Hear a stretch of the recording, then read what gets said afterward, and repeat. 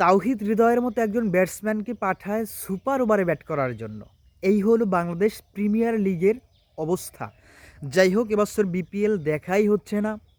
নিজের ব্যক্তিগত কাজ, ব্যক্তিগত ব্যস্ততার কারণে, তাছাড়া হাদি ভাইয়ের বিভিন্ন কারণে আর হচ্ছে না।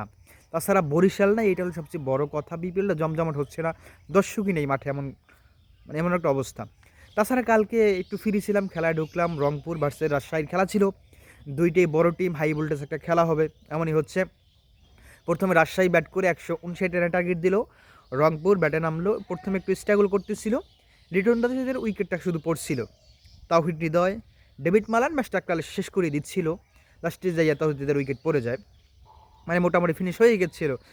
এখানে এমন অবস্থা হয়েছে যে লাস্টের এক ওভার থাকতেই ম্যাচটা উইন করবে। লাস্টে মেহেরাবার দুইটা ভালো ওভারের কারণে ম্যাচটা লাস্ট ওভার পর্যন্ত যায়, খেলাটা 20 ওভার পর্যন্ত যায়। এখানে লাস্ট ওভারে রান লাগে 7।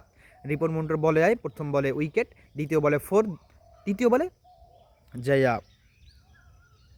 মনে হয় 2 রান নেয়। লাস্টের 2 বলে রান লাগে 1।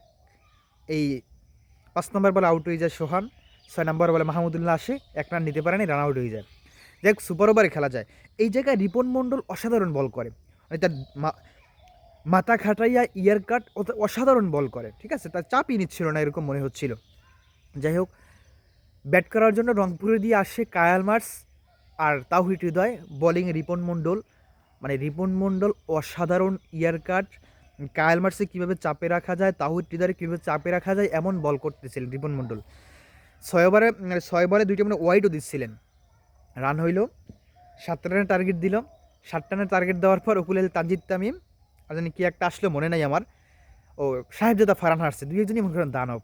6 রান 7 রান তাও কিছুই না। বলে আসছে আমাকে মোস্তাফিজ ভাই, কোনো কামায় নেই, মনে করেন যে প্রথম বলে 4, দ্বিতীয় বলে 2 রান, তৃতীয় বলে ম্যাচ জিততে গেছে। এই হলো অবস্থা। এখন কথা হইলো, তাওহিদ হৃদয়ের মধ্যে একজন ব্যাটসম্যানকে কেন পাঠাবে রংপুর? এখানে মনে করেন যে লিটন দাস আছে, ডেভিড মালান আছে, ভালো ভালো ব্যাটসম্যান থাকতে বললে, তারপর খুশদিল আছে, কেন তাওহিদ হৃদয় পাঠাইবে?